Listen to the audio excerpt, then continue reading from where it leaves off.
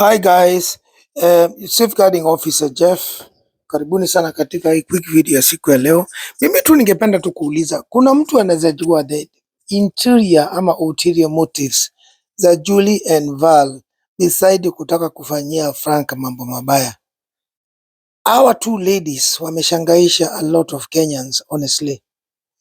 We don't actually understand how they work, ama sijui kama kuna mtu anawajua exactly who they really are.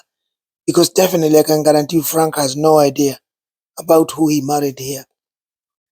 This Mama Raso on the right and Mama Leslie on the left. Julie on the left and of course Val or Valarie on the right. Both are equally married to Frank. Val traditionally and Julie legally kwa makaratasi. But of course wamekuwa na fujo na ghasia wakijaribu kupigania mali. But what is worrying and what is concerning and the main reason for me to do this video ni kama I don't know what is happening, because the other day we saw these two ladies come together. They attempted to bribe lawyer Wanjiko. They planned to meet lawyer Wanjiko in a private place. And of course, they dictated that she does not bring Samaritan or cameras with her whatsoever, kwa sababu walikuwa wanataka kuongea kama ladies. What definitely they forget is that of course Wanjiko is a professional lawyer na hiyo ni kazi yake, and she was not just going to jeopardize her work because of kind of shoddy deals. So lakini katika hiyo video ambayo walionekana pamoja, they were collaborating, na indeed walikuwa either walikuwa wanataka kujaribu kumliwa lawyer Wanjiko, wajaribu kuangalia vile wanaweza kumwangusha kama vile Julie aliangusha lawyer Lusaka, but definitely inaonekana Wanjiko is in a league of herself na ako beyond these two ladies. Knowledge yao ni kidogo sana, they are just shallow kulingana na yeye. But anyway, either way, they actually did merge up and they came together and they collaborated, na wakawa wanafanya kazi pamoja, wanaongea kuhusu Frank alidanganya Valarie akaenda akaoa Julie. Oh, Frank alidanganya Julie because hakumwambia ameoa Frank. They actually ganged up na walikuwa wanataka Wanjiko a disinherit Mzungu Frank, na wahakikisha kwamba Mzungu Frank amerudi South Africa akuwa amefilisika ana hata nguo. This is what they were trying to plan. Whether they were actually meaning that or they were trying to find a way of vile wanaweza kumuincriminate lawyer Wanjiko, but definitely njama zao ziliambulia patupu. So anyway, what is worrying now, after your meeting of course walibaki hapo kama ladies, wanakunywa pamoja, wanakula pamoja. Valarie was spitting words from her mouth like a venomous snake, very angry, na kuongea kuhusu hakuna mambo ya upendo, hii mambo ya kuwa eti bibi ama lovers nini. What they were doing there is business. Maisha ya Frank ni biashara, wao wanataka kuangalia what they can get for them and their children. Walikuwa naongea kuhusu Wanjiko anapeleka kagari ka chafu, anafaa kuwa yeye ni mdosi, ameandika lawyers junior wake ambao wanafanyia kazi ya kuwa anazunguka holidays Dubai, all these things. That's what they were trying to talk and to lure her, but of course it didn't work very well.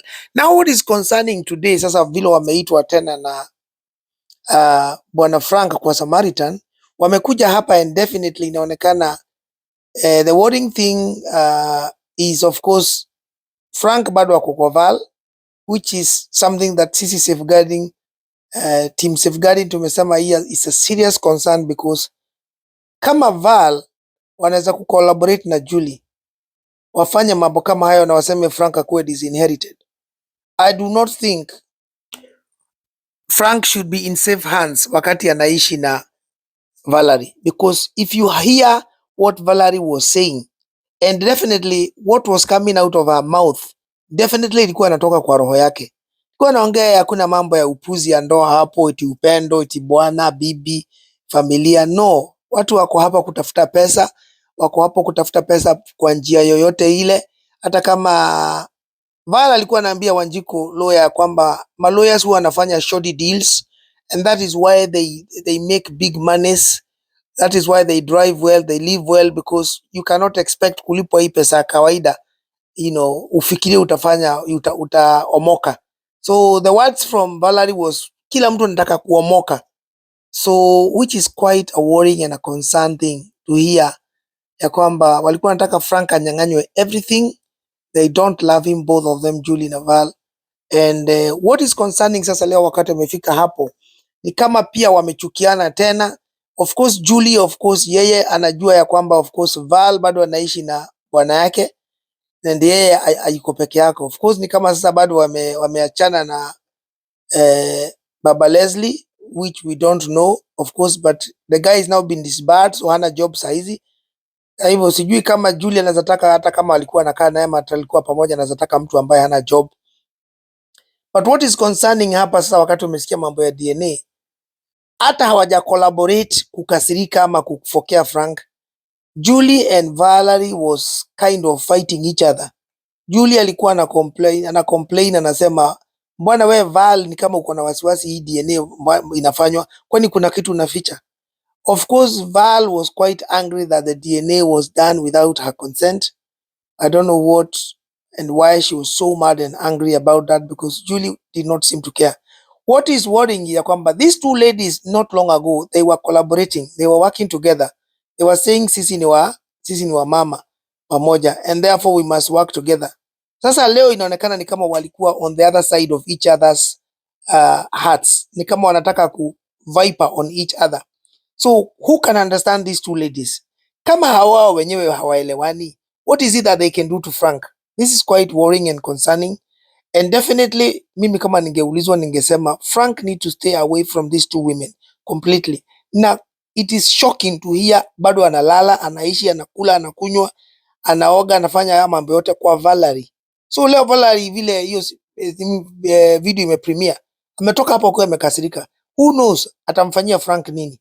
Ni kwa nini Frank asihame huko kwa Val, aende akae in one of his properties, ama hata kama hana hiyo atafute jinsi anaweza kuishi pale pengine. Surely there's rooms that he can rent just to keep his life safe until atafute hii mambo yote na asotue out mambo na Wanjiko, maybe apata one of his Airbnb back.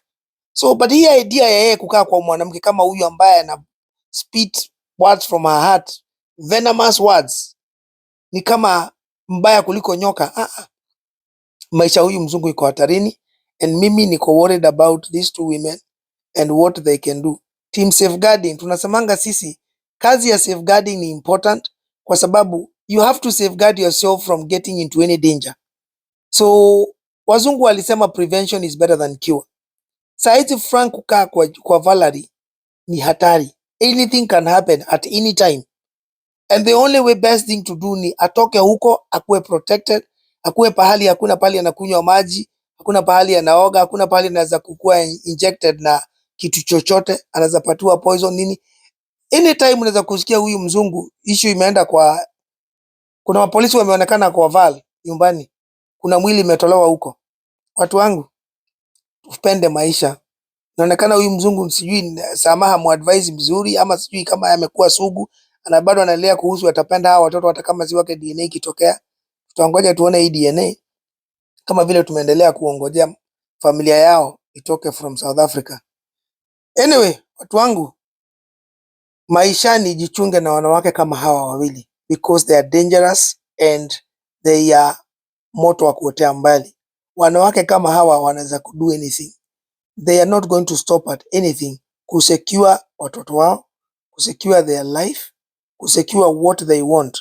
Haijalishi atakukanyanga macho, mapua, atakukanyanga kichwa, haijalishi atakuondoa, atakueliminate, atakuweka kwa jeneza, haijalishi atakuweka kwa septic tank, but they will go to any length kuhakikisha ya kwamba they've got what they want.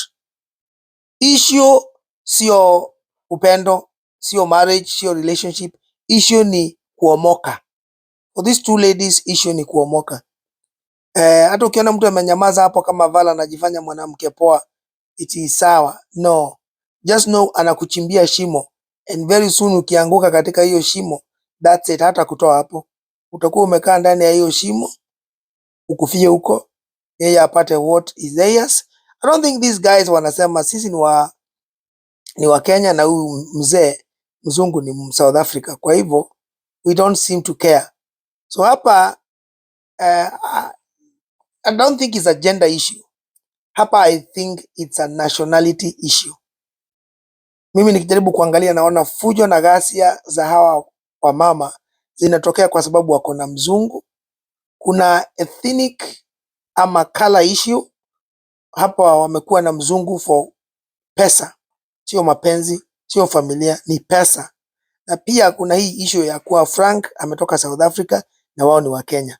Hapo ndipo I think issue ziko, because of course tumeona a lot of good marriages that watu wameolewa na wazungu na wanakaa vizuri. Mtu ameolewa na Mhindi na wanakaa vizuri. You know, families are there regardless of where you come from, umetoka wapi, we ni kala gani. Tumeona wazungu wanaoa black people, wanaoa Asian people na wanaishi vizuri sana. Tumeona mpaka mtu ni Mkristo na ameoa Muslim na wanakaa vizuri sana. So it's not a religion thing. Lakini hapa kwa hawa wanawake wawili, it's a money thing. They just want money. They are greedy. You know, it's also an issue of where the man comes from. Because wanasema at one point walikuwa wanasema wakati walikutana pale na lawyer Wanjiku walikuwa wanasema this guy needs to return back to South Africa akiwa amefilisika. So it's also a nationality thing. They are doing this to Frank because he's not Kenyan. Of course unajua ni Kenyan by naturalization because of marriage na Julie, but wanajua originally ni South Africa and therefore they don't care about him because he's South African. I think the other part I could also say, I think kuna hii issue ya color. Just because he's from South Africa, because of course South Africa is still Africa, but there is this issue of color that this is a white man, is a Mzungu, and Hawa are black ladies. So I think in their mind kuna hiyo issue ya sisi sio wazungu, huyu ametuoa na vile huyu ametuoa for money purposes. We get what we need to get, and huyu mzungu arudi kwao South Africa. So it's not only issue about the gender. I think it's a color thing and it's a nationality thing, but also zaidi ya yote, it's a greedy issue. It's an issue of this guy's got money, this guy's got property, this guy's got things that we can get to make ourselves rich and have a name for ourselves, and therefore we can take everything away from him, disinherit him, and we can send him backpacking to his country. At least if he gets there alive, and that's it. And then we can enjoy life here in Kenya with whosoever we want to enjoy life with. That's how it is, watu wangu. And therefore, mimi kama we ni mbaba ama kama we ni chali, be very careful, usipatane uoe mama kama huyu, ama mama kama huyu akuje akuingize box akuoe, kwa sababu siku hizi wanawake kama hawa ambaye wako na pesa na nini pia wanaoa machali, wanaoa wanaume kwa sababu wao wako na pesa and they say they can marry anybody, they can have anything they want kwa sababu wao ni matajiri. So sio wewe tu umuoe, hata yeye anaweza kuoa because amekuoa wewe kama toy boy. Anaweza kuzunguka na wewe, kufanya na wewe whatever they want, and then wakati akichoka na wewe anakudump, kwa sababu what matters is not the love, is her money. So be very careful with such women. Tuchunguze mambo kwanza, mtu ametoka wapi, tabia zake ni gani, familia yake ni gani, what is their previous life ama relationship, what can you know about them before you commit kwa pingu za maisha. Otherwise watu wangu, asanteni sana for logging in. Please tieni comment zenyu mseme, what do you think about Julie? What about Valarie? Who do you think is better? Kuna mtu hapa mge recommend aendelee kuwa bibi ya Frank? Or do you think both are equally good or equally bad? Should Frank remain married to these ladies or one of them? What do you guys think about Frank saying if the children are not his, bado ataendelea kuwasaidia, is going to remain their father? Do you think maisha ya Frank iko hatarini? Who thinks Frank should leave Julie's house as quickly as possible? A matter of fact, hata hangefaa akuwe huko saizi, angekuwa ameondoka zamani. Kuna mtu anaona mashida yakitokea very soon kama Frank ataendelea kukaa kwa Julie. No, kama Frank ataendelea kukaa kwa Valarie. Anyway, watu wangu ni hayo tu, msisahau kusubscribe. Nashukuru sana. We are on the road to 20k. Please tieni comment yenu hapo. Let us continue to pray for Frank and for his safety. But tunauliza wale watu ambao wanasaidia Frank kama lawyer Wanjiko and Director Samaritan, please take the initiative and remove that Mzungu from Valarie's house. Otherwise, itakuwa ni story ingine. And you guys would not say hamkusikia ama hamkuambiwa, because definitely I know in a way or another you guys, hata kama sio hii video yangu mnaona, in your comments which I know sometimes mwanga mnasoma, there's a lot of people that are lamenting and are complaining and are saying that Mzungu should not be living with any of these women because of what these women have showcased, how and what they can do to this Mzungu. But inasemekananga Kenya vitu ni mosmos, kila kitu ni slowly. So tuna hope Frank ataendelea kuwa poa. But definitely we'll see you very soon guys in our next video.